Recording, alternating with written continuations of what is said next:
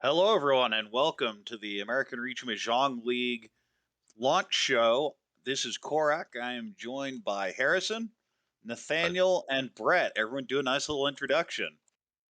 a defeated and punished Harrison after last season. Tell you what, Oh, you have nothing to complain about considering the choke I had. I choked so, but yeah, my choke was worse. 50 points in the last session lost. Oh my god, Oh, too 50 many, points too in a many. whole session, huh? Brett, how was your season? Oh, I had some ups and downs in my emotional state directly tied to the ups and downs of my performance. But I'm still here, still doing it. It was touch and go for a bit there, but Yeah, can't there We're you go. we're glad to have can't you. leave it Yeah, behind. I also had some ups and downs, but it ended on a very high up, so I didn't demote, that's so great. I'm happy That's the without important that. part. All right, Oh, so last season we had an expanded group of divisions as we have now gotten all the way into C1. A1, A2, hmm B1, B2, B3, and now C1. And we'll get to it later, but even C1 is expanding. The ARML just continues to get bigger and bigger. So here we have our C1 result. The automatic promotion went to Kevin, Barry, Jeff, David, Nathan, and Woo, Jason. Kevin! And ooh, well, we're going to get to something you're not going to be quite as happy about in a little bit. Yeah, But Jinlong, TJ, and James, I believe, also got passes up. I'd have to confirm that, but I'm pretty sure that there were some extra slots. yeah, that But sounds then you right. have the 10 spot that was Ray, who just couldn't get that positive side and will be This in is C1 again this season. That is someone you know very well, Harrison. The Saki Award winner, one of the original members of what is now the DC Club. Little known fact there, or this, the first non-original member. It was weird how it started, but very early on had a good season, and then the fatigue kind of got to her. But she did take home the Saki Award, so I can tell you she will be invigorated, and I hope she will be stomping through C1 this season and the Beta League, even though it's, Beta League, so who knows what'll happen. Yeah, this those is a Bay Leagues pretty are incredibly volatile. this is a pretty wild distribution of scores. There's only 9 positives in a league of 23. I And I mean, believe that was a there's a dropout. lot of There were more. I think there's a 24th in here as well. But yeah, yeah. just very top heavy. Three people over 300. And David sitting there at 218, which is good enough to win most divisions, and it's not even close. Not even podium. I mean, there's a lot of strong players. Like it's the bottom league, so everybody's joining here. You have every skill level thrown in. Some of these people are definitely going to be A1. Barry's a 6 dan. Kevin is like a Saint 3, I think 6 dan peak, so he's also crazy good. That's why I Like didn't want to it's demote. Yeah, it's a stack. It is very stacked, or it was very stacked in C1 last season. Yeah, I mean, it's always difficult from a broadcaster's perspective when you have a new division like this because there's so many people you don't know in the season. Of course, we know some of the streamers who joined, Steven, and of course, you are a member of the DC area, Kyle. Yeah, That's Kyle, Kyle. yeah. Yeah. So there's a big influx of people from the DC club in this season. Why don't you talk about that a little bit, Harrison? Oh yeah, I mean, listen, now that I'm finally fighting Dustin to prove that I'm better than him and we're both in A2 and face off later, I said I need to get the rest of my club in here because this is the premium. Like we get together for Sunday games pretty often, but there ain't no better competitive Rishi practice than this league right here. So we've got a lot of representation, a lot of new members. We got another staff member from the DC club just joined up. Tomas did great earlier. Super excited about that, and I think 2 or 3 other club members. So I'm all eyes in. Beta League is going to be the one I'm watching. All right. One thing that seems to be a common for a bunch of these big positive scores, a low DLN, helps not to give your points to other players, and definitely you're seeing the spread here proving that. But unless there's something else, I think we're gonna head off to B3. We might have a clip or two to watch from this division. It's Ooh, that'd be interesting. true. Let's see it. not Ricci, just Tenpai in the 5 mon. Can't. Oh yeah, Oh, Jeff but is Tenpai on the but five. Ray. Oh no! It No. was a triple rod. Oh no. Yeah, it was a 3. Oh no 3, 4, 6. So wait, I feel so bad it's for like I him. delved into a triple Rona oh, club yeah, once, Yeah, and it's my heart Ricci, sank Kid, to the bottom of my chest, and I know then the first one was Alduin just said, just Tanya "Oh, and triple then, Roan, that's Tone at least, you know. reset." Tanyao, Gary Like, G. what? Mongon, I've Well, apparently I've that's seen not the bigger case here. triple. That's into the negative. No, as in It's well. 10.0 not- default letter rules, Triple Roan is an abort, but in ARML, you pay out all 3. This is not the first Triple Roan we've seen, and I'm sure it will not be the last, but it's always disappointing to go there. Well, it isn't that bad. I don't feel great about this, but what's the worst that could happen? And, yeah, famous last words. This game, man, this was where dreams came to live and die. This was the game where Jeff got knocked below Kevin, so Kevin took it home, and then this is like you can see in the standings, Ray's at +7, and it's where she got fatigued and made one bad drop, and that was it. Oh, it's such an exciting game. And yeah, goofy triple run. But 10k points for it. That's not that bad, all things considered. If you got 3 people calling run on you, 2 reaches too. Yeah, that was, of course, a rough hit for Jeff, but he managed to promote the season. So congratulations to Jeff for a great season overall. I think there's only one C1 clip. All right, and that means we're going to head on to B1 next, or B3.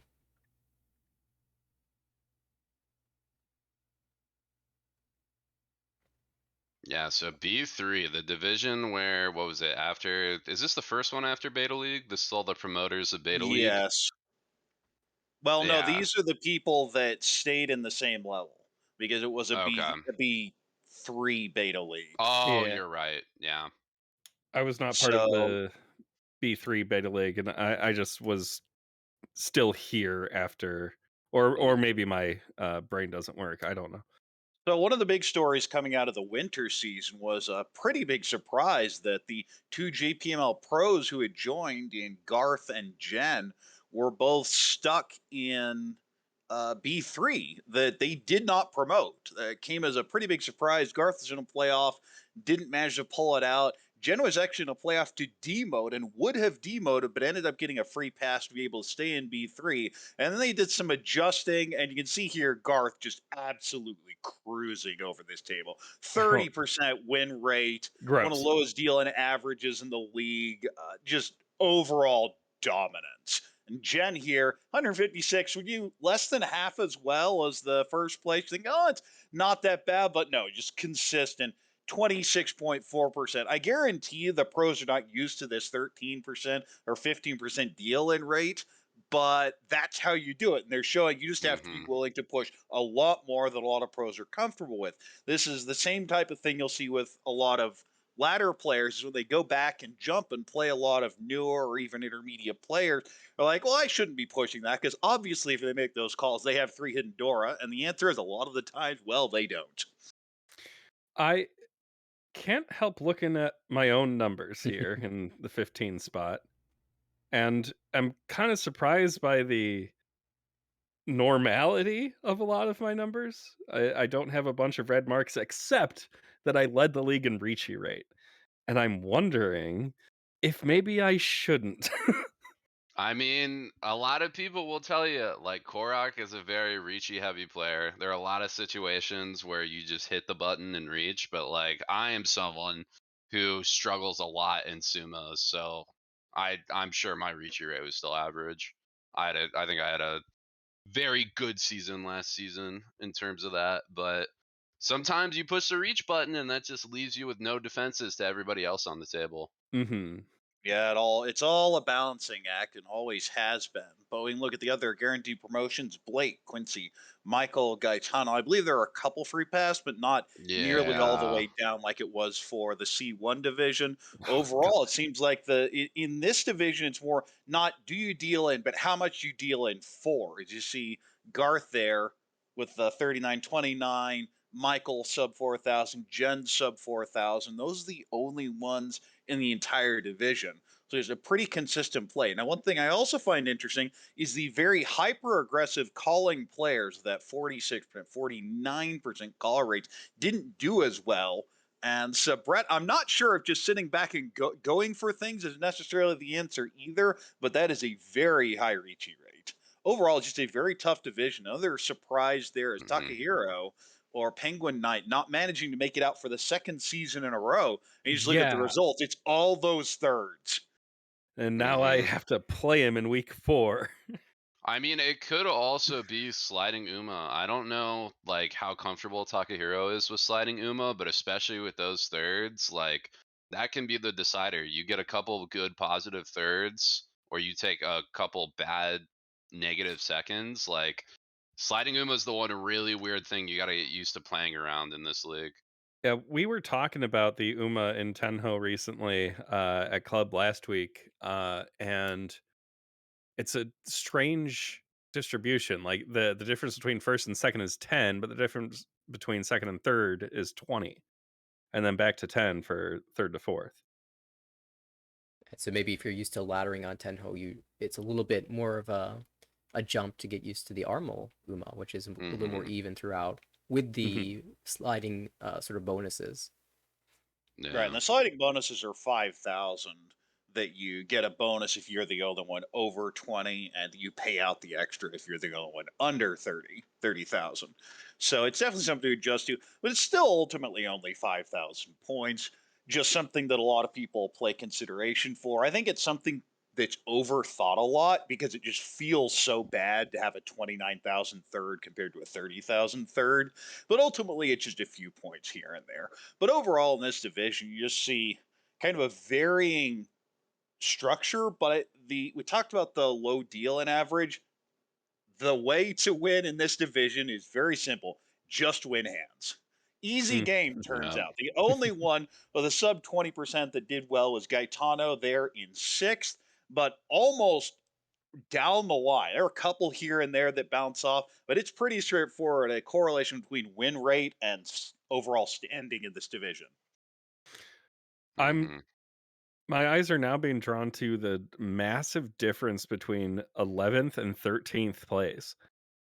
Like that is over 100 points separating just 2 spots. Oh I yeah, you'll mean, see these that can kinds of right in the gaps middle. opening up in every division. It just wears that cut line, and you saw some of those around 0 in the last division, and then in the last division we talked about in C1, just the people at 300, and the gap is to 250. Well, that's still a 100-point gap, but you just saw it over and over. Mm-hmm. I imagine we've got a couple exciting videos to watch from this division.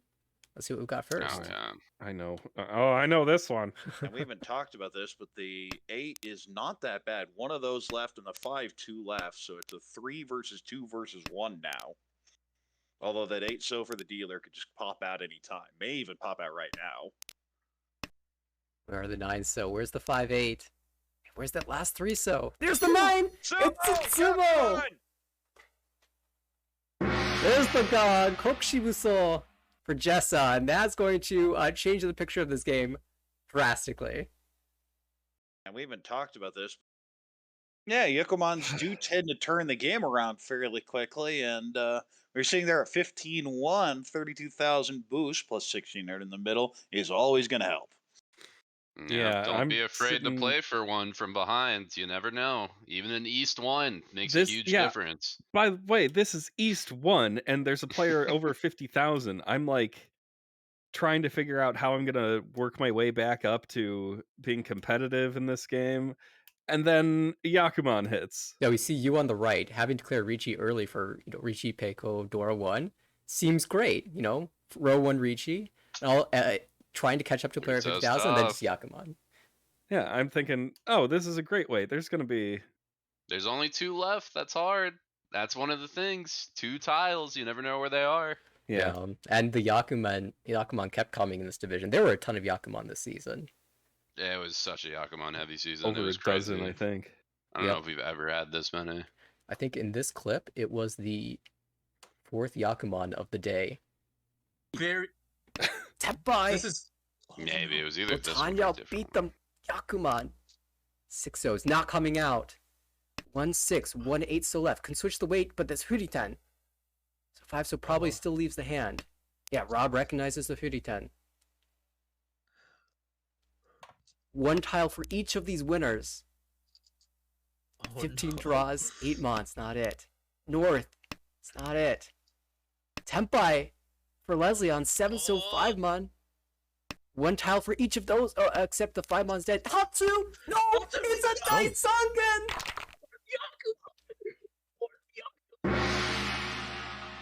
There's the gun! 4th Yakuman of the evening! Dai Sangen for Michael!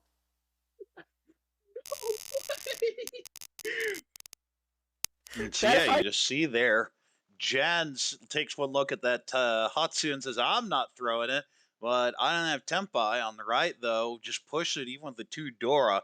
Very greedy push. One of those, it'll work most of the time, but boy, if you're wrong, it's going to sting. That's what I love to say. Honor theory, baby. It's on paper, 10% chance, so 90% of the time you're fine, but man, you feel that 10%. And especially here, Rob just says, what are the odds? And apparently 100 was too high. My favorite moment of that clip is Blake just going absolute bananas in the background. So hyped up that the mic is clipping. But it was really an awesome evening. We had so many incredible moments that day. That, of course, was the 4th Yakuman of the night. We got to show all of those on stream. I think there's one more clip, though, from B3. Let's take a look. We haven't really talked about the rest of the hands, but it's because they're all kind of stuck, basically, where they were until Garth hits the Tempai, Penchon, 3-so. So there's a cultist. Chased down immediately. Oh, and there's a 3-so. Oh, no. And another Ricci. 3-6. Oh my goodness. 3-so, the on last the last one. Sanzo. Ricci and Patsuzumo. Oh my goodness. 4-1. Garth with a comeback from nothing.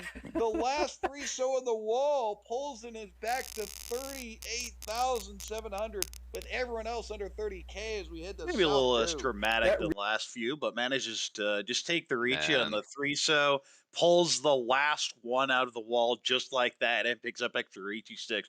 This is one of those launching pads for Garth. You can see he's already doing really well in this division, just keeps expanding the lead. Man, cut the feed. Don't show the occultist this one. God knows I got enough fuel for last season.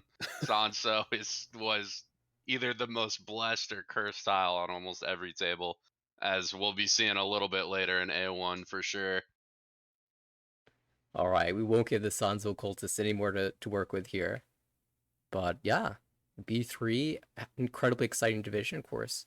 Congratulations to all of the promotees from this division. I believe Rob also one of the promotees, as well as Isabella and possibly Greg. I guess we'll find out a little bit later. Everybody up to Greg, so it's top 9 that end up promoting. Great, and I know we'll be mentioning Greg's name a little bit in the future, but let's move on to our next division. Yeah, we keep climbing, and here is B2. We have Sichuan there at the top, Gauhan in second, Eric in third, Stanley Wenshin and Viet. They're finishing off the guaranteed promotion spots. Overall, in this division, one thing that jumps out immediately is your average win is ridiculous. Yeah, everyone was playing high points in this league. Jeez, no one wanted to just take 1K and go. Everybody was just scrapping. This must have been the most probably. This might be the highest win rate or win average, point average in all seasons or in all divisions last season. That's really high. Making sense to me. Looking 6K, at the numbers below it. I mean, it's that you know what? I average, think that league average may be overall across all the division because we had so many Yakuman, it just caused such a ridiculous amount. Yeah. That it kept boosting league averages. I think that's the overall. We should be looking at the division. So Yeah, there's 5266, which is still really high. Right. But you just look at these numbers. So many people over 6K, though, is a bit of an anomaly. You have people just going off at these tails. Of course, Sichuan was just not really chased by anyone. Over 100 points, clear a second.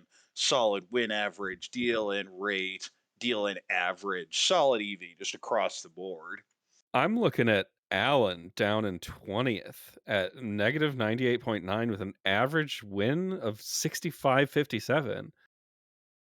But Like, I mean, that dealing, it's high too. That's the problem. You can have mhm. a high like average win, but if you're dealing in just as much for almost the same amount, it cancels itself out, right?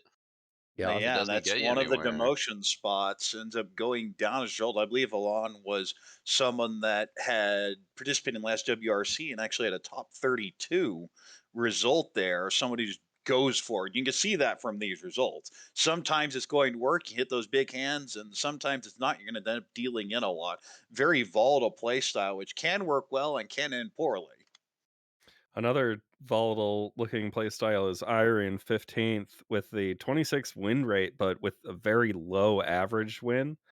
Yeah. But then you glance over and you see the call percentage leading the league at 39.9%, and that's exactly why. That'll do it. I mean, you take a good, quick, fast 1K win has its value because for everyone you get that, you deny a potential Mongon plus, right? But if you're not getting enough points with it, then yeah, like Irie just barely getting over the positive line. And This is with this division, it's just not enough. this is about the time we talk about our stats. The obvious ones here should be pretty obvious. The only two stats on the board here that aren't intuitively obvious are EV and participation rate. Participation rate is just basically a sign of activity. Your call rate plus your reach rate. Your EV is a little more complicated. It's what we consider your baseline and relative to how lucky you were, because your win rate times your win average minus your dealing rate times your dealing average. So you can see a very strong correlation in all the divisions, of course, with Hmm. EV and how you're going. But participation rate can be very different across every division and every player. There isn't just one way to play, and that's the important thing about Mahjong is you can be very close, you can be very reachy heavy, you can even be pretty Dama heavy. Although I'll get mad at you.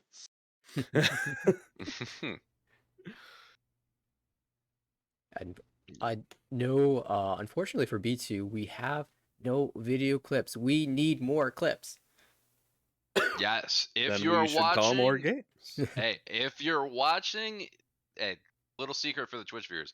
If you're watching this, especially if you're in Armel watching a stream and you see a hype moment, something funny, something you want to clip, maybe see on the preseason show, you can clip it in Twitch. That's what we do too. We just forget sometimes when we're streaming.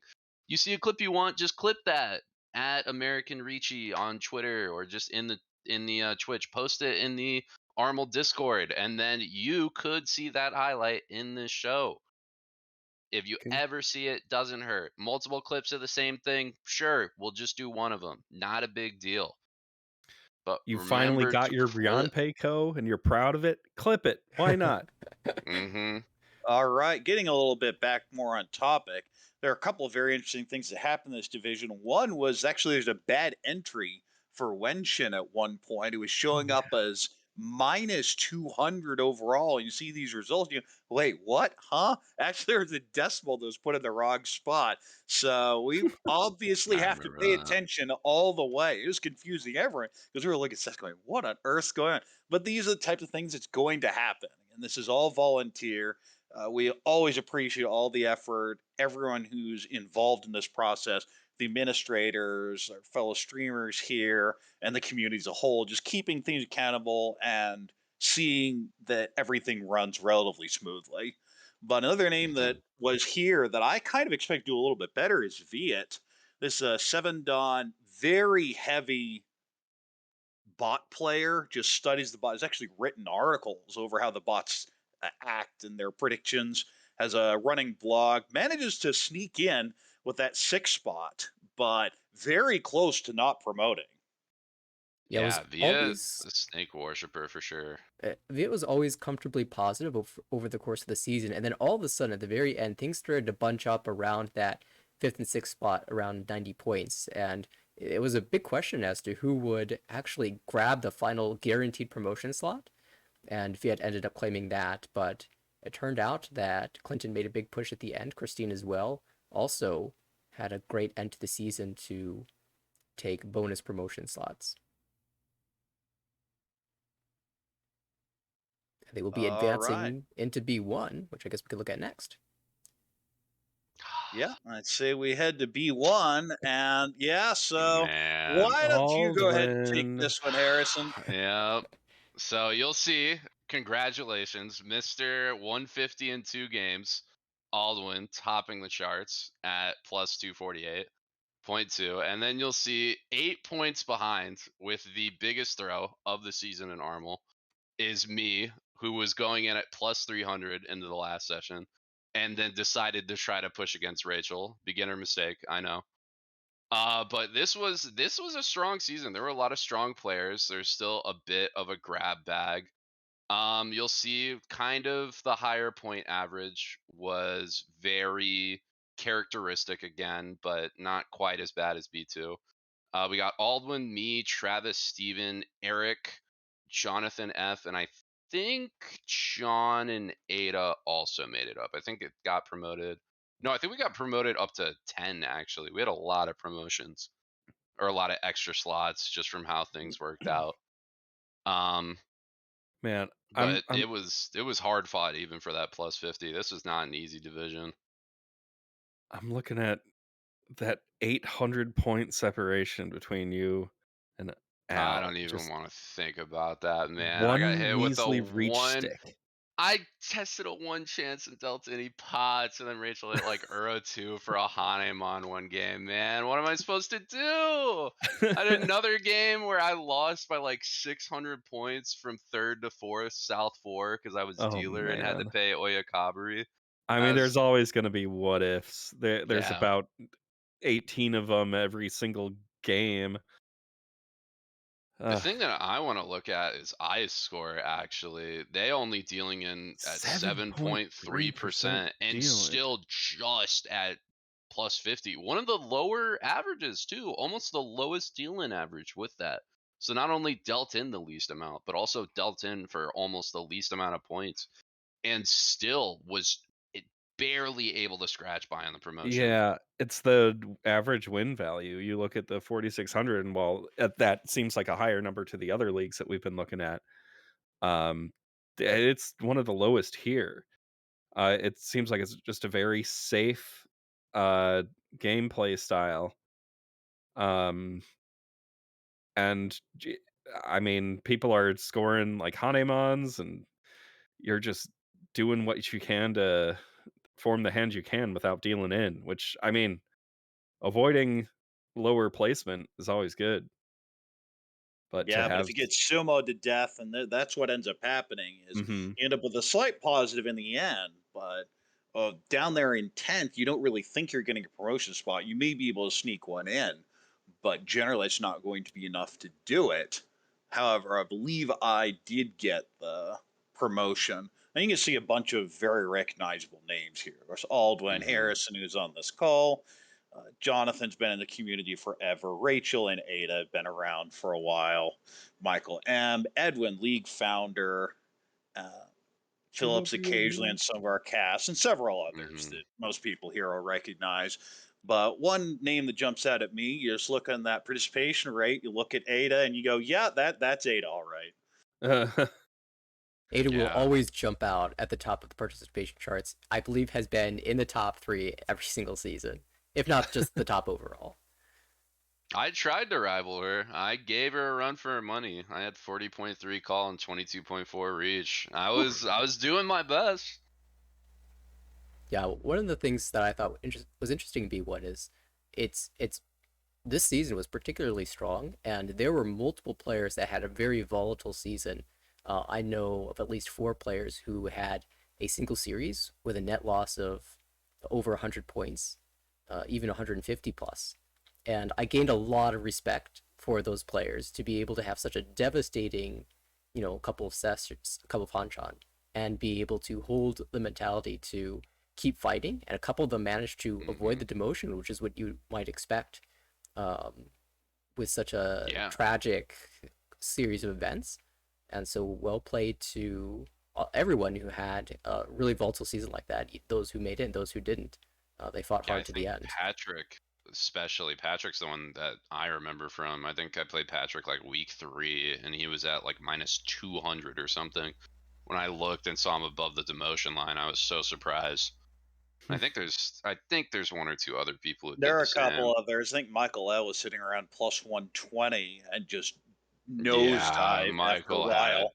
super tough. Michael lost like 120 in like 2 I sessions or think something same kind of insane. thing happened to Edwin. Wasn't nearly as high, but was firmly in the positives looking at a promotion stat. I Yeah. think he was around plus 60.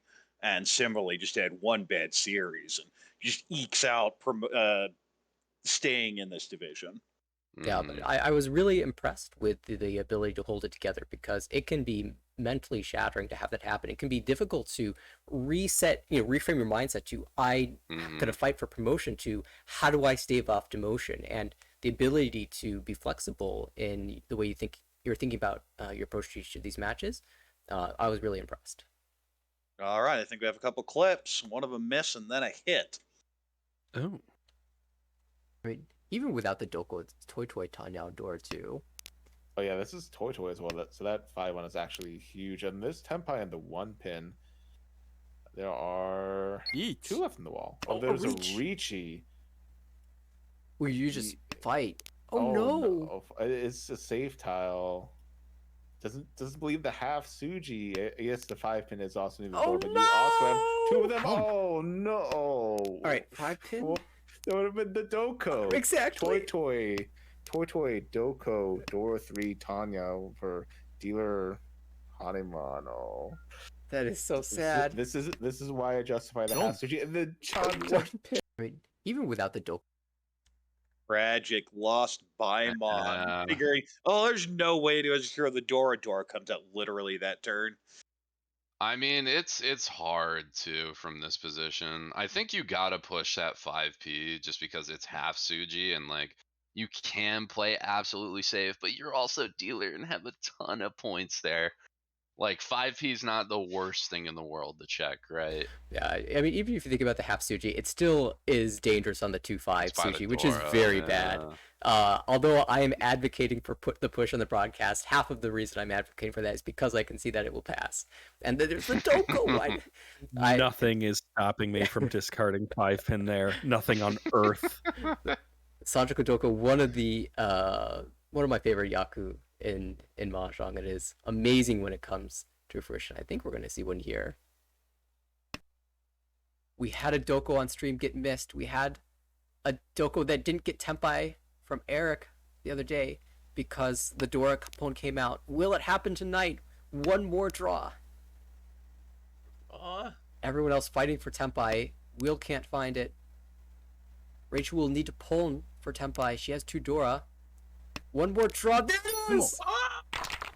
The Doko! Oh, the Doko! I'm almost more excited about this than the Yakuman thing happened. And that A was miss, but we've been redeemed. A one that was actually filled. On the dealership with the 4s too. Like almost the exact same Doko hand, which is kind of insane.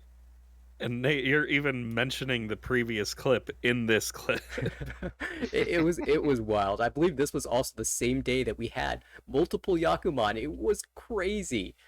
But what a moment. And I know Kevin was just going wild when he won this hand. It was actually hugely important for him to be in the race to stay in B1 that season. Oh yeah, I see him in the demotion zone at this clip Yeah. here. I mean, it's round By 3, but 300 again, points, but you slip still. behind early and you got to play from behind. That's not where you want to be.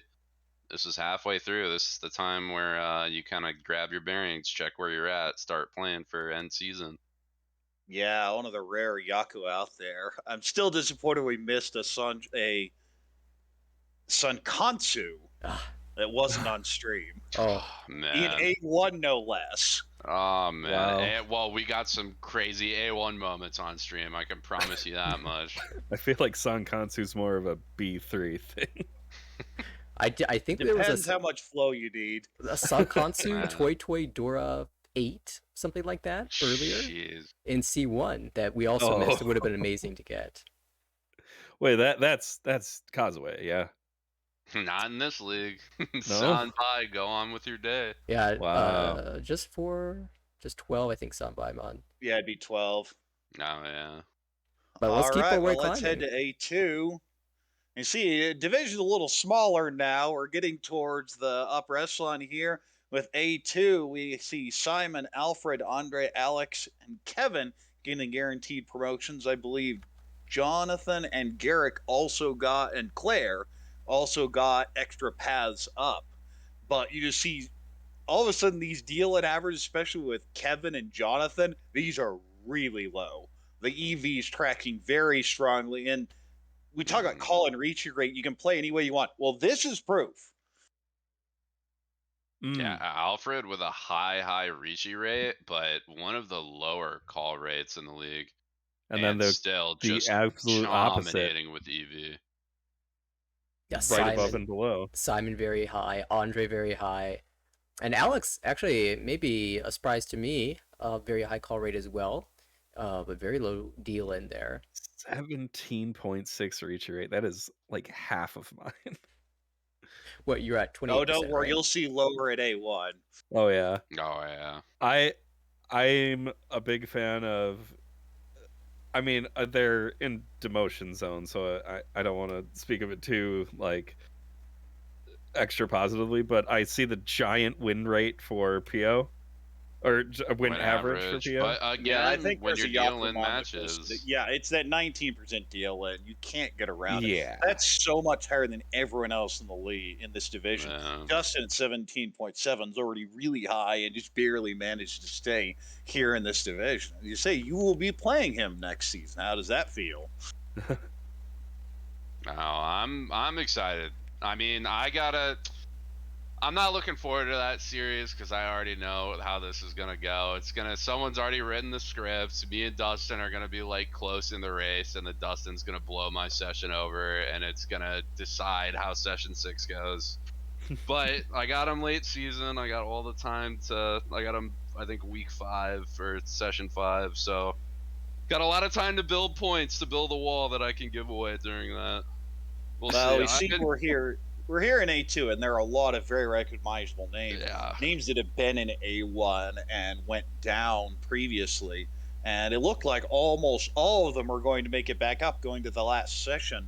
But then there were some drops in the last few games. And instead, it looks as though Alfred will get up there, who is always pretty safe. But Jonathan, who is a substitute in that utterly cursed spring season more than a year ago, and Alex will also be going up. Yeah, but Garrick. But a lot of very recognizable names. Garrick was in there, of course. Previous season ended up demoting, and Garrick will be going back, getting that great- 18.9. Garrick had, I think, a great comeback this season too, right? Garrick was another one of those players who was at like minus 200 or like minus 150 out of session wow. like 1, and then just head in the game, just slow climbed back up. I know And- Garrick at the end of the season was still in the negatives, required a couple of monster games in session 6 to make it into the positive zones and have a chance at the bonus promotion slots. And those slots did extend down to Garrick and even down to Claire. Right. Mm-hmm. Basically, Claire playing good Tenho with all those thirds and very limited fours. Not a very good overall score, but good enough, and that's all that matters. Yeah, 7.4 will be enough. Poor Julian, though. yeah. 0.8 800 off point that bonus difference. spot. Another Yeah. 800 And you see that point EV difference. at 811, so definitely some misfortune there in the end. 23% will grade, 7.7% deal in rate. Yeah. Ouch. Yeah. Perfectly average season, 6666, and then a 6.6 And score. Oh, that's for why. 6.6 Actually points. curse. Holy shit. Actually curse. That's awesome. Something. Then Bichen here with the Saki award for this one.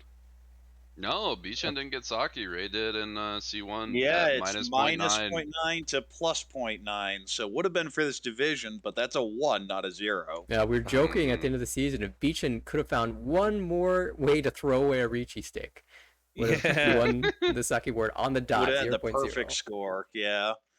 Well, I think we have some clips here. Let's take a look. If you get Sanshoku, Junchan, Dora open, is that still Mongon? Is that 1-2-1? Oh, don't even need it. That's gross. There's still 2 7Ps left. Just in the draw wall, into too. it. Oh my my. god. Wow. Wow. Injustice for Sarah. Oh my. That's so brutal. Oh Jesus. my. And the Ura for the Baimon. That's so gross. Yeah. And this hand ends up being absolutely huge. You can see this is the last game of the season for these players. And this is, by winning this hand, this kept Dustin in A2. A monster Baimon here hitting the Ipatsu there. And oh, go ahead, Brett. I'm making a severe face right now at this clip. Oh yeah, just Dustin hits. Get ready. He'll do the same session 5 this season. Yeah, I mean, but Guarantee it. for Sarah, this was just the story of her season. It was extremely unfortunate. It seemed like every time she was dealer, she would get an early Ricci with a good hand, and then 5, 10 turns beat out later, to someone would chase her nonsense. down. She would draw the Ipatsu tile deal, and just it felt like nothing was going her way this season. But Sarah Core is very strong. Expect to see her performing well in B1 next season, and hopefully getting the other side of the coin flips. And I know you were mentioning Pio's very high average win amount. And perhaps this hand will give some indication of why that's so high.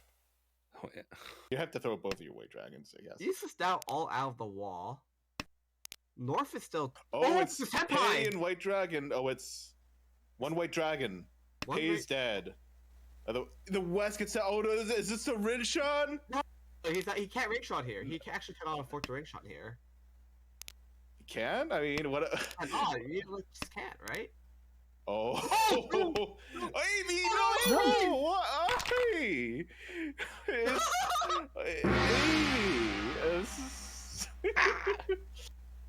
Oh, man. What?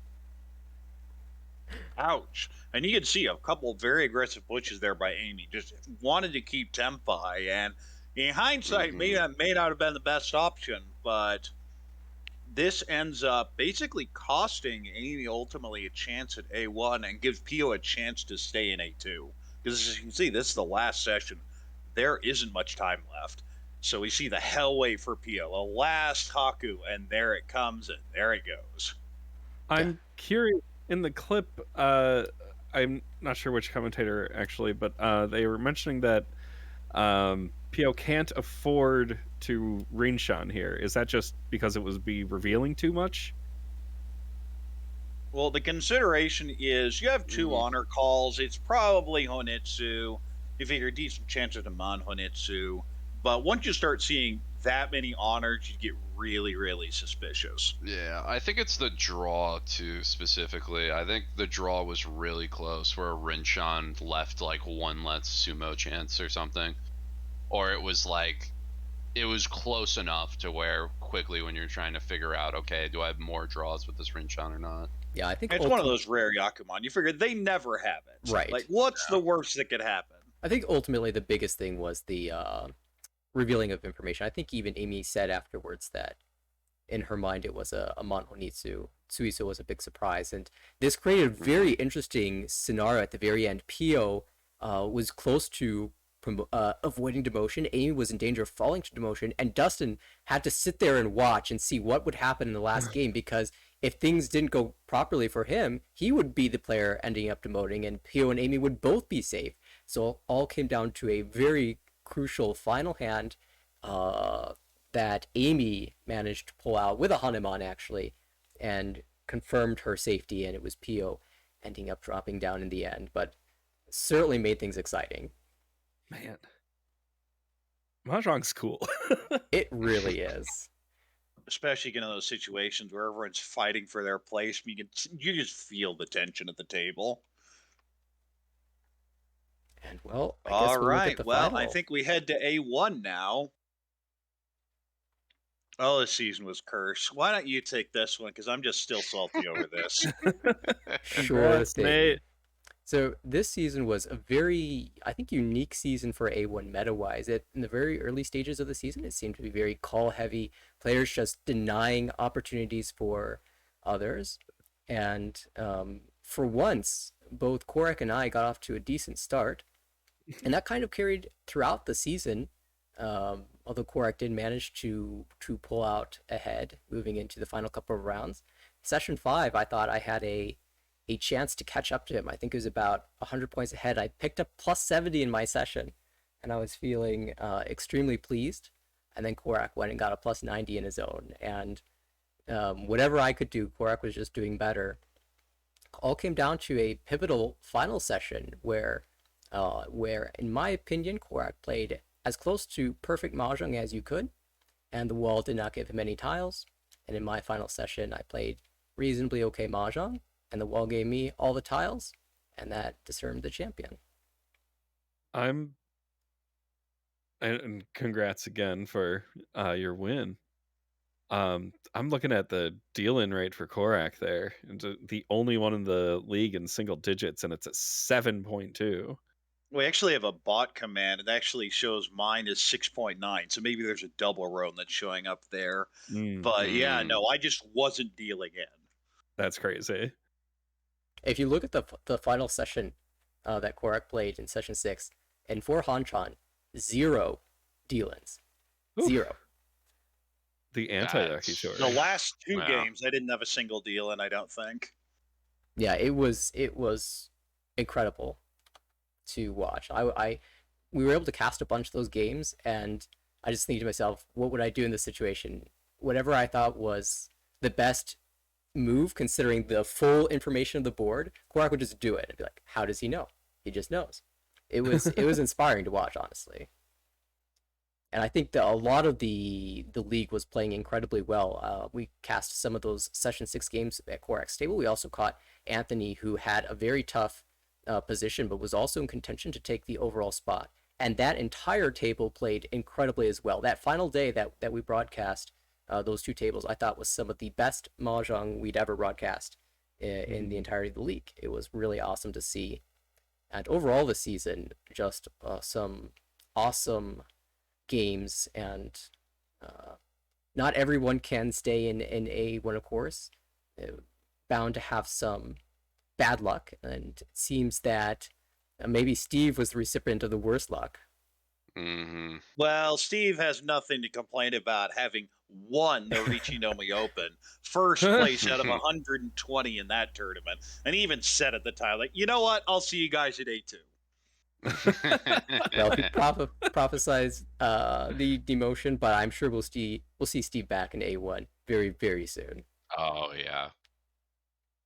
Yeah, It you just just seems see like a- these very small difference between Kathy, who managed to stay barely in, and Aaron 2 spots lower, in large part just because that was the order they played in. Aaron was first, and then Zalong knew what he needed, and Kathy knew what she needed. Oh man. Lucas had been near that cut line the whole time, managed to hold on. Andrew was below, but at a monster final game. Yeah, started off that final And game Luke with the dealer on similarly it. was just kind of near the cut line. Wasn't really in danger, but was always just barely above it the entire season. Yeah, Luce did have a very good final session to confirm safety. And some of the new entrants into A1 also managing to do well. Of course, you noted Andrew having a great final game and staying in A1 for the next season, although I believe he's taken a hiatus.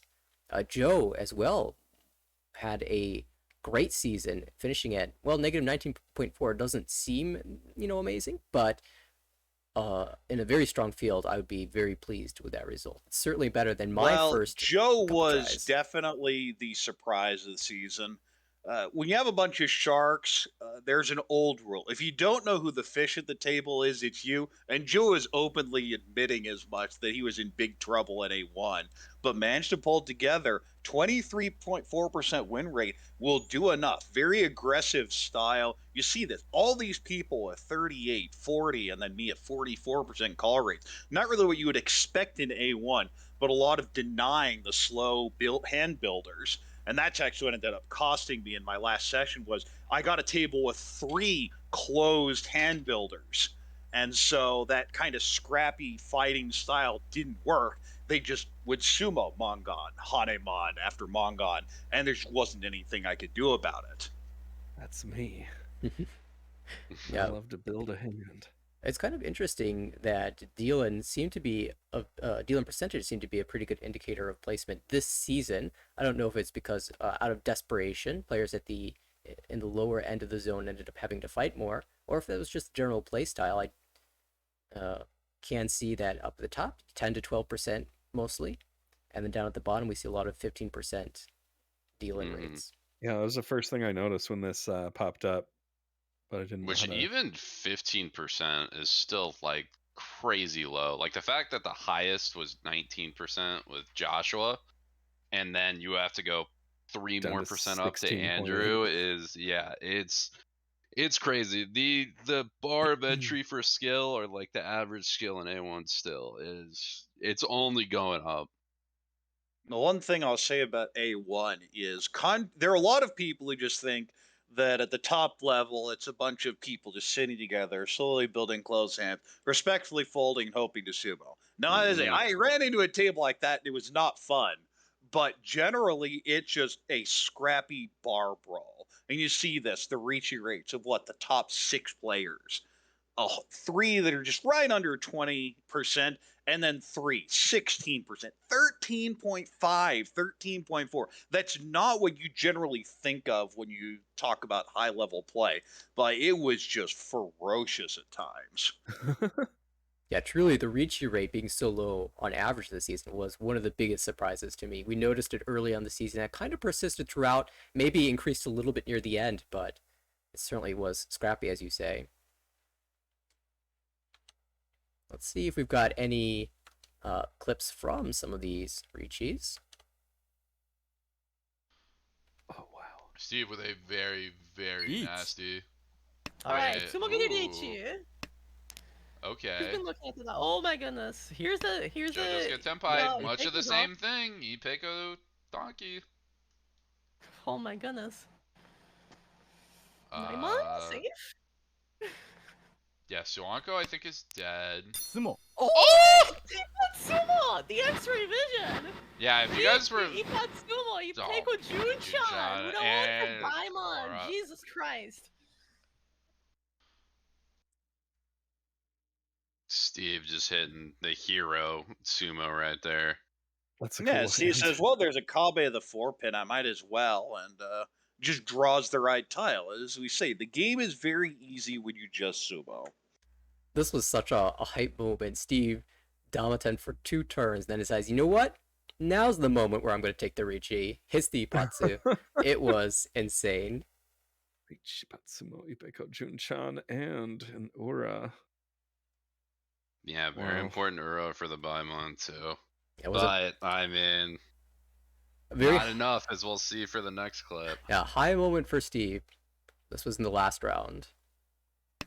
8 clears. Steve, one more draw to pass. Oh, Oliver can pull, and it doesn't. Oh no, the 3-so! It's a double roan! No. It's a triple roan! Ricci, Hote, Tanyao for Anthony. Chitoi, Hote for Oliver. And Aaron, Hote, Sanshoku, Tanyao, Dora for the Mangan. And that spells the end of Steve's season unless he could find a Yakuman. What a massive tragedy. Yeah, that kind of just sums up Steve's season from what it looks like. Just down, has to pretty much push everything and be aggressive, and yeah, you can see Roan Not where on only it the gets pushes mean it, but weight. you see the rejoice of cultists all over with 3-so. Yeah. Triple Oh Roan on my the mean God. weight. It just... Of And course- all into such interesting hands, too. Yeah, they all get the bonus Hote as well, making it even more painful.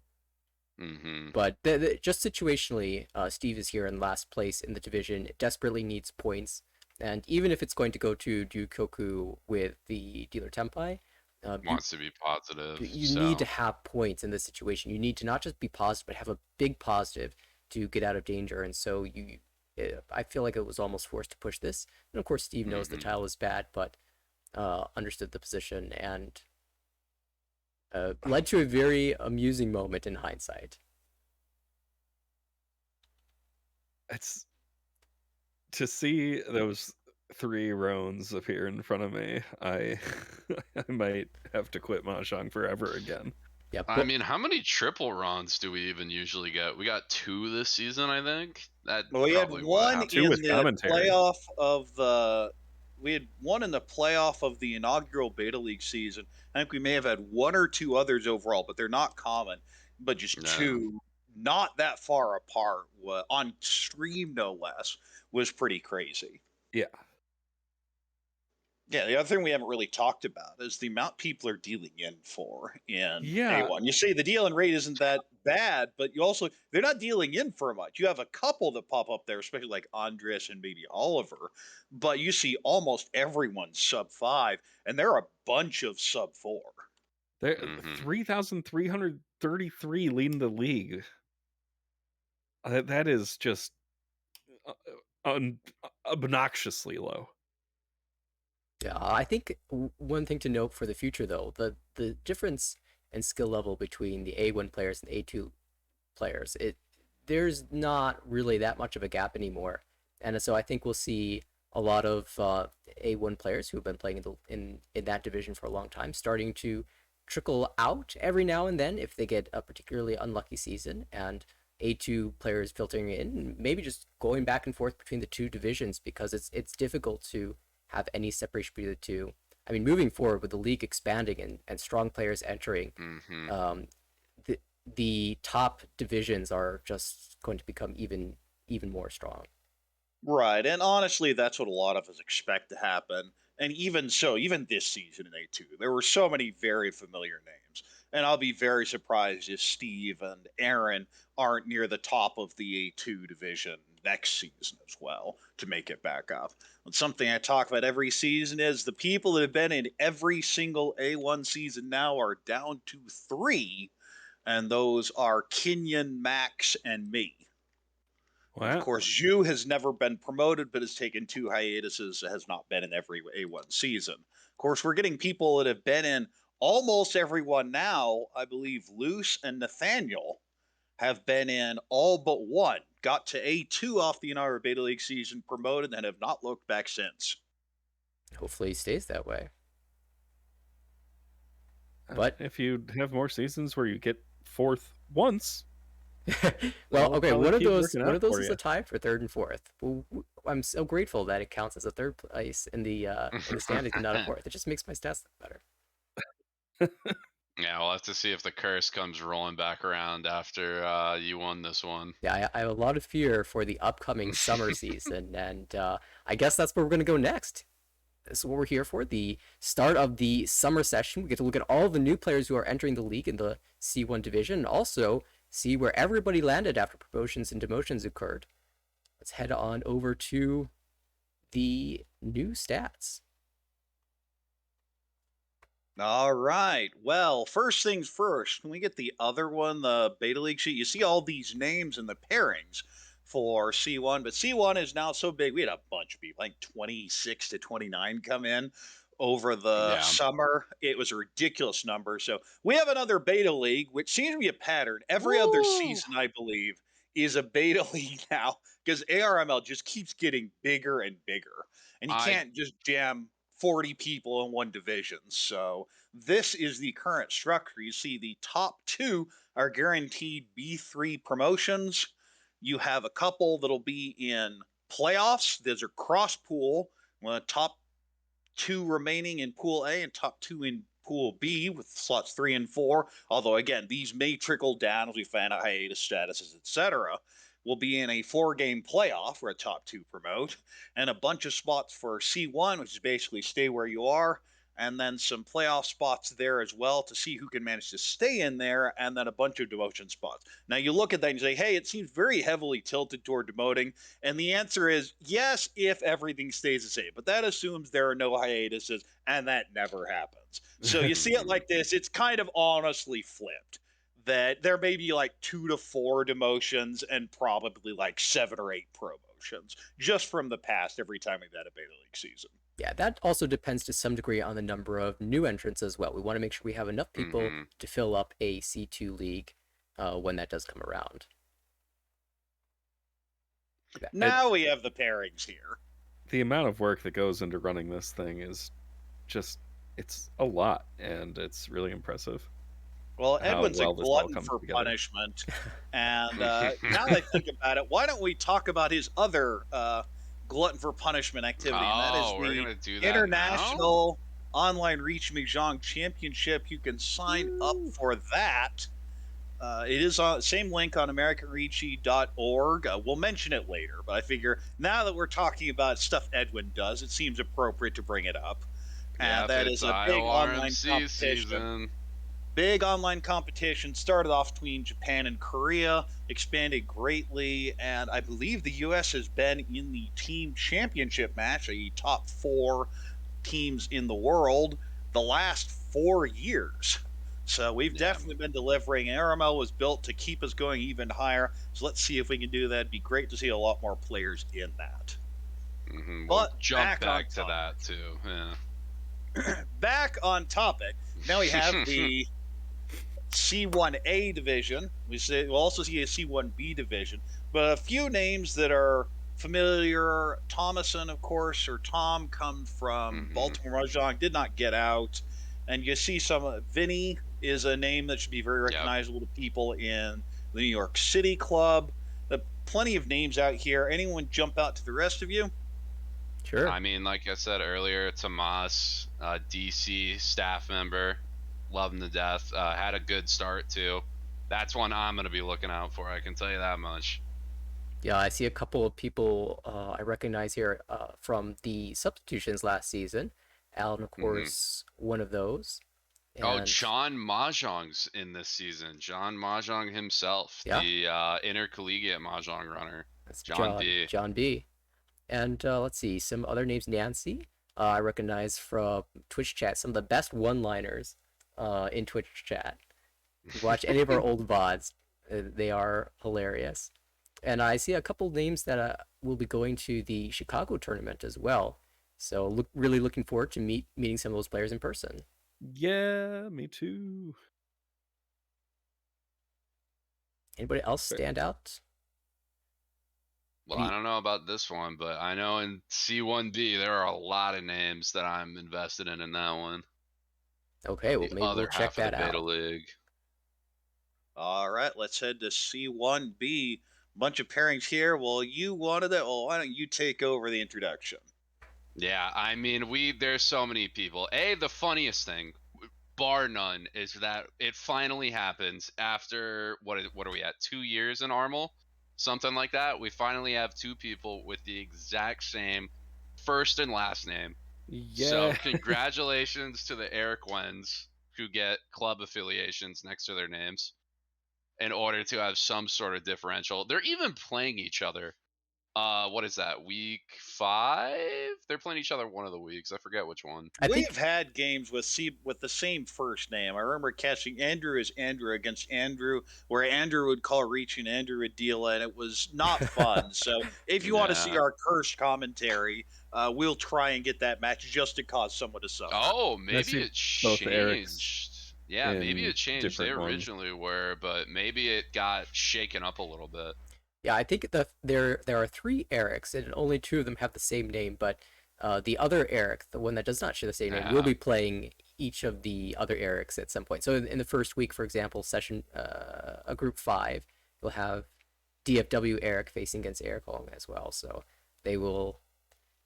That's what it was. Yeah. We'll definitely have to work on our Erics for sure, but a lot of names here that I recognize from some other seasons. Of course, Cesar, Ray. Yeah. Ray's salty run back, I'm sure. Oh, she's going to tear through. Been around, not as active, but definitely a name I've recognized. So should be a lot of good play here, and we'll see how things go. But again, you look at those, only 2 guaranteed spots up to B3, but we say don't take it with a pile of salt, take it with a mountain of salt. Because Mahjong will do that anyway. Right. Remember that in the last season, we didn't know much about most of the players who were coming in, and by the end of the season, we found out there were a couple very, very strong seasons. It was always going to be difficult for some of the less experienced players to promote. So we'll find out this season who the 6 Dons are, and good luck to everyone playing, and hopefully Well- things are in your favor. One of the things in the beta league is you just want to play textbook because you're going to have such a wide variance in skill that you're playing against. They just buy the book. Boring play works really, really well. Yeah, trying to find out too who's a shark, like looking at Dawn ranking, trying to figure out like where is this person at and adjusting your play to it. One of the very big things too that can help you get an extra leg up, especially in these lower divisions. All right. Well, they'll be all fighting for a place in the next division, the B3 division. Let's take a look at the pairings for that division. There's me. All right, Brett, why don't you take the introduction here then? B3 is where I've been living for a while. I think I've spent past 2 seasons here. B3 is a large league. There's 24 people in this one, so we've got a 6-week schedule. And for me, I mean, there's plenty of names in here that have been around. So you've got like Blaine is here. You've got Kevin. There's Alon's also in here too. Taka from my own Chicago area mahjong. I am playing in week 4, and he is very much better than me. So I'm a little fearful of that week. That's your chance to maybe flip the script a little bit. Mhm. You have more I Arble appreciate the experience, vote right? of confidence. What's that? You have more Arble experience, right? Take advantage of This that. is true. That's the one thing I can claim over Taka. Yeah, Yeah. we got those C1 players too up in B3, the ones who did super well last season, like namely Barry and Kevin, who are also going to be thrown in here, kind of shaking things up. Importantly, I'm seeing in week 3 too, Barry, Kevin, and Andrew, who I want to was Andrew a C1 graduate? Or I was believe Andrew Andrew in played B3? in B3 last season, Okay, or B2 perhaps. B2. But B2, demotion for Okay. B2. But that, especially from what I'm seeing, is going to be an exciting table. That is going to be a very high skill one that hopefully we'll be able to get on stream when it comes around. Absolutely. And we see in chat Max dropping the lore. Just get Taka drunk before his games. That's how you Oh, keep yeah. him to be free. Yeah, just give him 1 beer. If anybody has a table they particularly want to watch because it's got a ton of storylines, or these are players that know each other and have battled against each other for years, let us know. We want to catch those tables too. Mm-hmm. Of course, Blaine, of course, has done plenty of commentary. He's heading back to B3 now, and should be a bunch of very exciting games. Of course, William, I believe that's Overlord Whale, who has been known to stream quite a bit. Other streamers didn't make it quite up there, but William will still be here in B3 looking for a chance to promote. Yeah, I see Leslie as well, another streamer who is going to be fighting it out in B3 to make it into B2. And let's move to that B2 division. All right. The headliners for B2, of course, are the 2 JPMO pros, Jen and Garth. They both got delayed in B3, an extra season over what people were expecting, but they're definitely showing up after what they proved last season, especially Garth, that monstrous performance. It should be noted, the two of them will be facing each other this season finally. It will be the Jen versus Garth matchup in week 5. You can see at the top of the chart on the right side, week 5 will be Vikram and Joshua, the lucky secondary characters to this show. Perhaps, or maybe they will Whether they dominate be the spoiling series. the party or as the sacrifice, we don't know. You'll have to tune in to find out. We will definitely be doing our best to catch that game, I can tell you that much. Mm-hmm. Oh yeah, although with 2 people The in 6 Japan, a.m. the Armel time may be stream. absolutely cursed. Now, I am jealous of all the players who get to play in B2 and have a chance to battle it out against the 2 pros. Certainly a lot of strong competition in this division. Blake There's so many good people. promoting crazy. alongside Blake, the 2. Isabella, I see promoting. Quincy. Yep, Quincy, another strong player. Got the chance to play him during Richinomi. One of those players you sit down with the table at, not knowing him, and then you watch them play one hand and can tell how good they are. You Philip got and Kayla, who was tearing it up in what was that in the Beta League a couple seasons back. Mhm. There's so many good people. David C, Vikram, who was in B1, Irie's in this.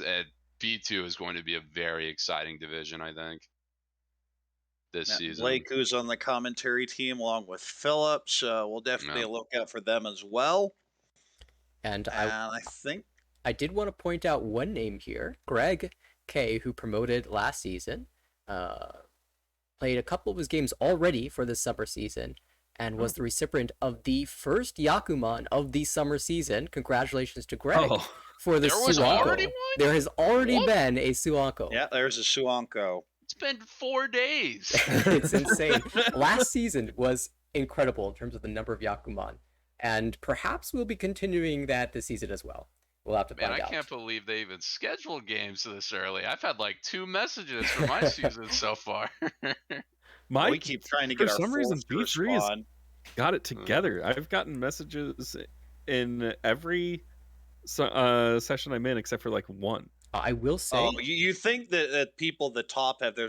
Oh no, the A1 No. players were terrible Oh, about no. scheduling things. yeah, I've been very Even the second in the last session, there was 2 tables that had any game scheduled by Wednesday of the second week.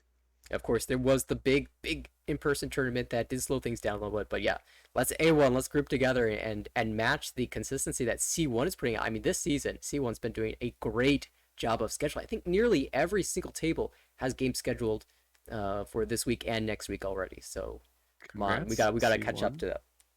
for being the No, best All division. right. Getting showed up by the new wave. Of course, Irie, another person to pay attention to. But let's take a look at B1. This is when you start seeing a lot of the very familiar names who've been in the league for a very long time. Highlighted, of course, by Edwin, league founder. This B1 league is insane. The level of talent here is going to be so crazy. You got Edwin, you got Patrick, Michael, some of these people who just couldn't quite get out of B1 last season. Brian, who's been climbing up, Christine, who got up from B2. And then you have the people who fell from A2 who are crazy strong. You got Sarah, you got Pio. You got the newcomers who are rising up. Kaz, another person who fell. You got the newcomers who are rising up. Wen Chen, who's had great seasons. Viet, the Ho-Oh.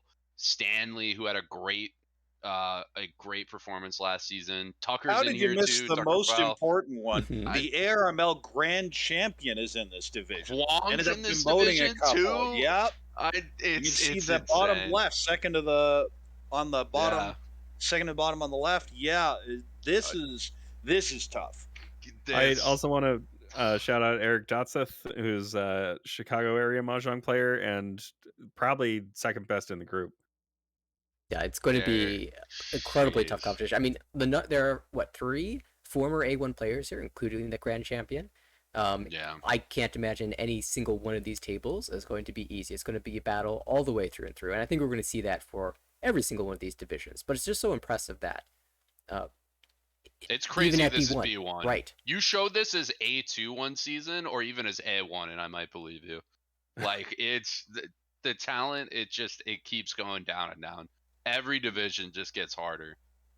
Yeah, Sarah, very consistent player, been playing a long time, but just kind of stuck in B1. Had a really awful A2 season, and will be fighting back as well. Just so many very recognizable names, strong players. It's going to be a dogfight. All right, let's see A2 then. Oh my god, dude. A2 is so messed up, man. This season's gonna be so There's hard. Al, the fourth place avoidance and award Al, winner. First and second, 4th place avoidance, and the choker of B1 last season. Me fighting with Aaron and Jonathan too. Like at least I have some info on Jonathan. Aaron, I'm gunning for Aaron. I've been this close to getting above Aaron twice in tournaments. I was Now, this down is including 100 points.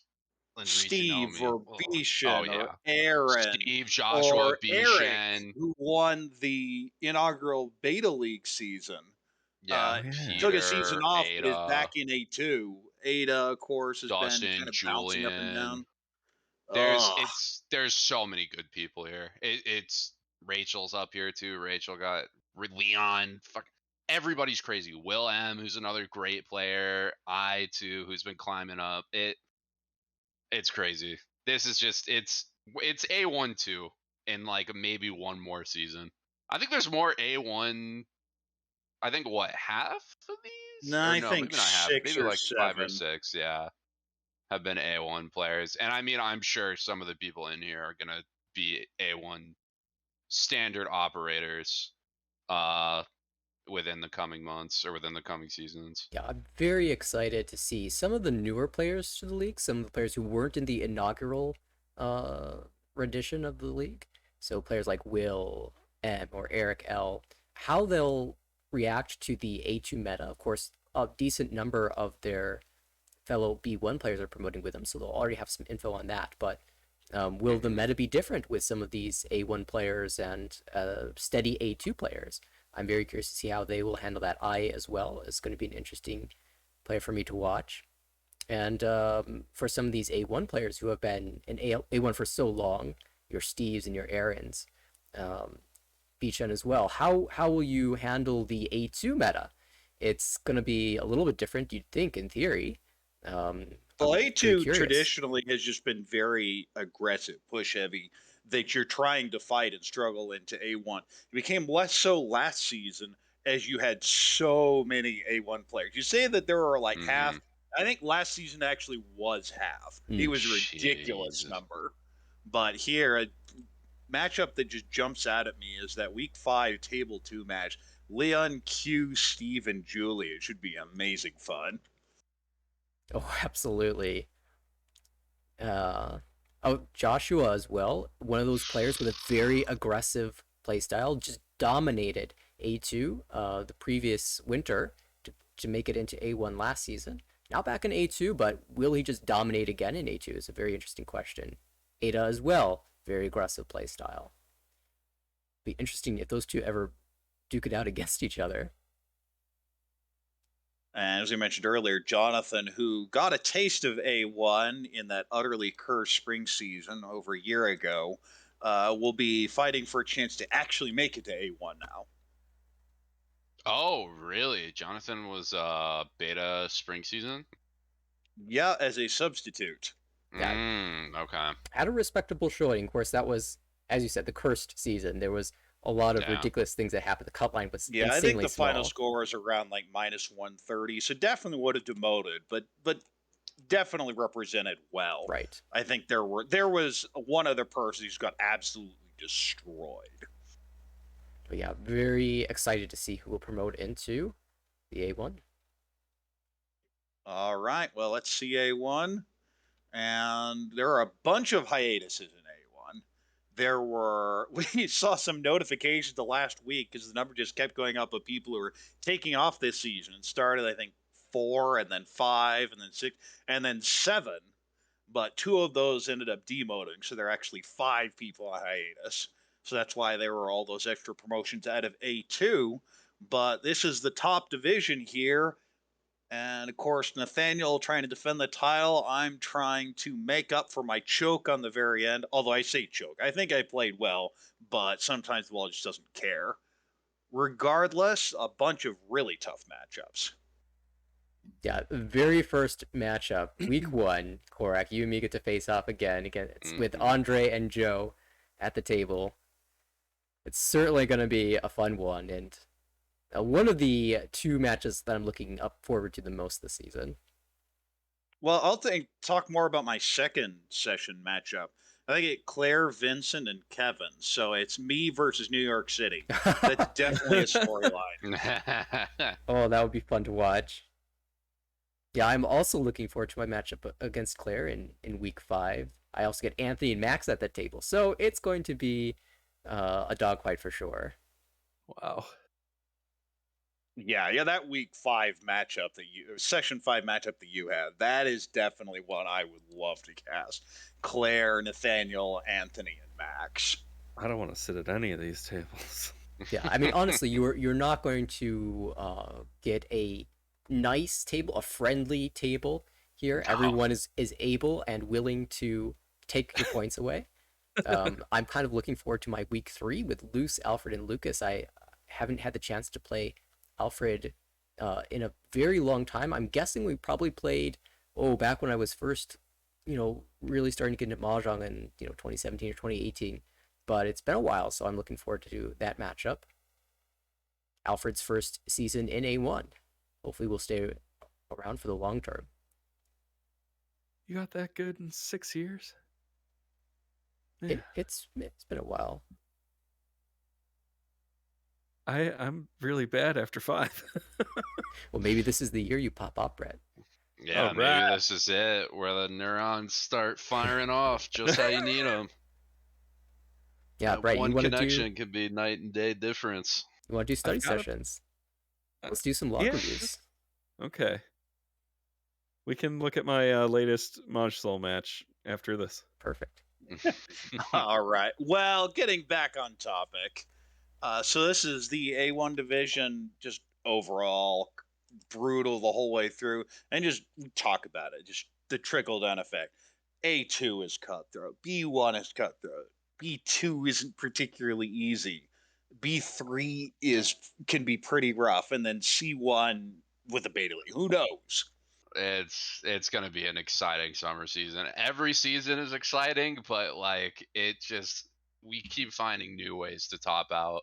We really do. It's crazy. It's just so impressive. All right, so in tradition of A1, since we're here, someone give me a name as a surprise to do well this season. A surprise? Nothing would surprise me. You know what? I'm gonna throw out a name. So not only do I want to throw out a propsies for Garrick, I don't know if Garrick can win it. I think Garrick's gonna have a good season. Is gonna turn around what happened last season. My pick for the A1 winner for summer 2023, I'm going with my boy Alex. Played him for the first time and met him at Ricci Nomi. Big fan of the play style. He pinched me on a random off Kanchan because he was like, I knew you weren't going to throw something conventional, so I just took this dumb weight to see if someone would throw it because it was odd, and it worked out. I'm a big fan. I'm really thinking this is going to be Alex's season. That might work in A1. You never know. So Yeah. a little One of the offbeat. things about an A1 is the first season you're in A1, this is when you get to basically, you have the information about the other players.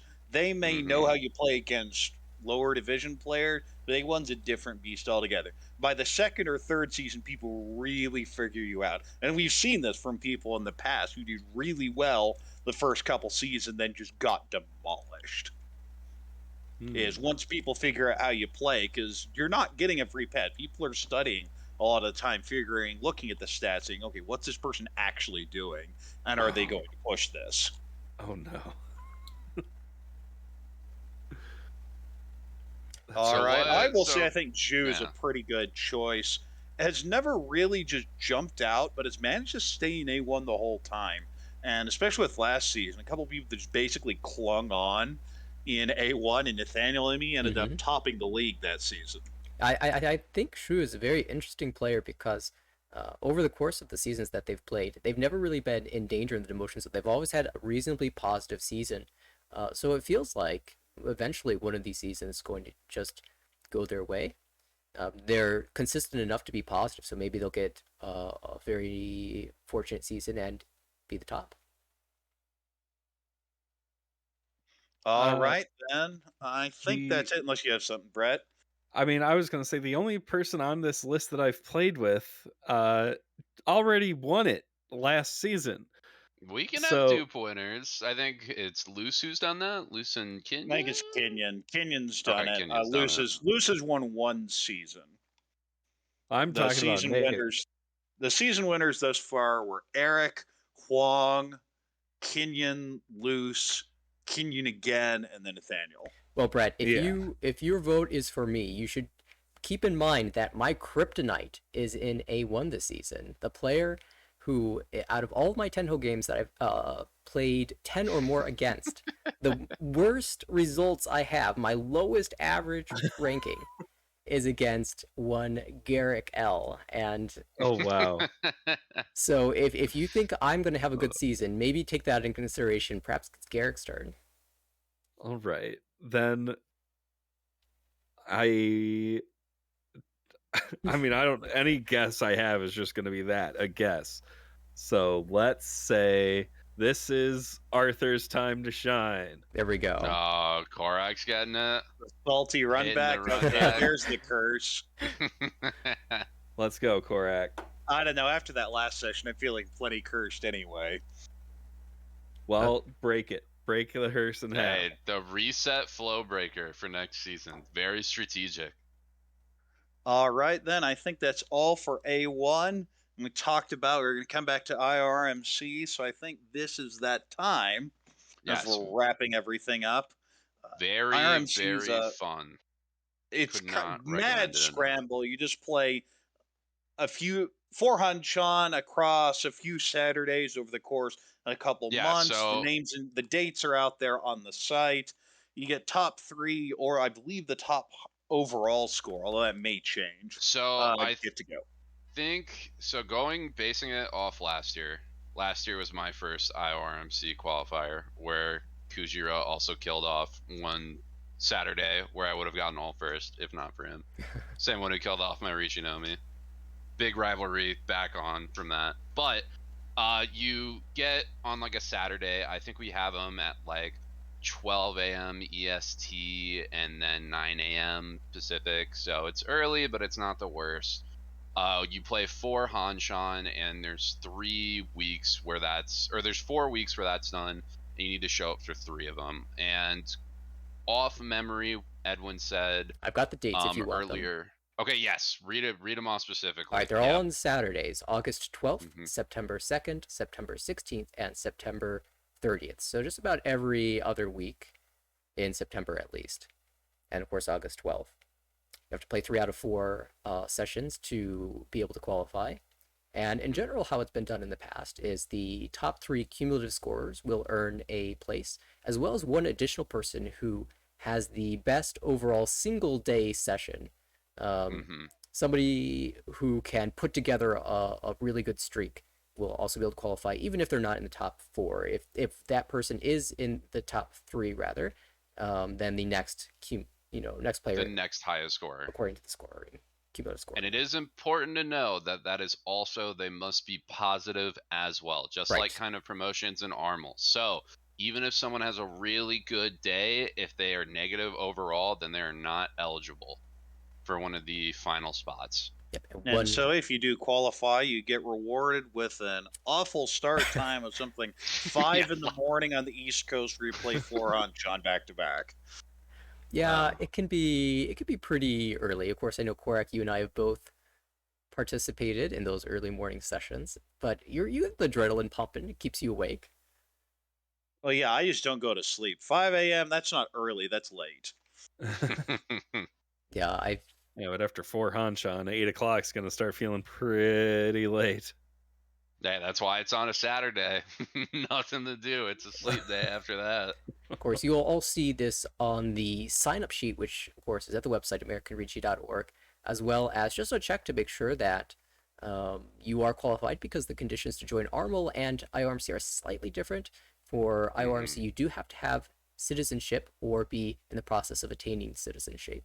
So, I know for IORMC, you have to at least have residency, and that's not quite the same, so be aware of that. All right, then. I think that's about all. So, final thoughts as we kick off the summer season. Just excitement. Again, this league continues to grow. We have a big beta league in C1. I'm so excited to see all the new faces and how the promotion demotion zones will turn out in this expanded summer session. I was going to say, I want to positive score. I want to give a huge shout out to again the team behind the scenes, not only the fellow commentators here today, but everybody, not only Chase, who does a lot of the technical work, who has this great Discord system that we use to schedule games, to do things, Edwin, who started the league, Claire, who's an assistant, helps people come down, everybody who helps broadcast and commentate, specifically Nathaniel, too, who broadcasted a majority of days last season on top of finishing first. Something that may never be done again, too. May be the one and only one able to do it. But huge shout outs to everybody who makes all this work and puts in all these extra volunteer hours behind the scenes to get these games out, recorded, and just make it a great community to be a part of and partake in and to play Ricci with.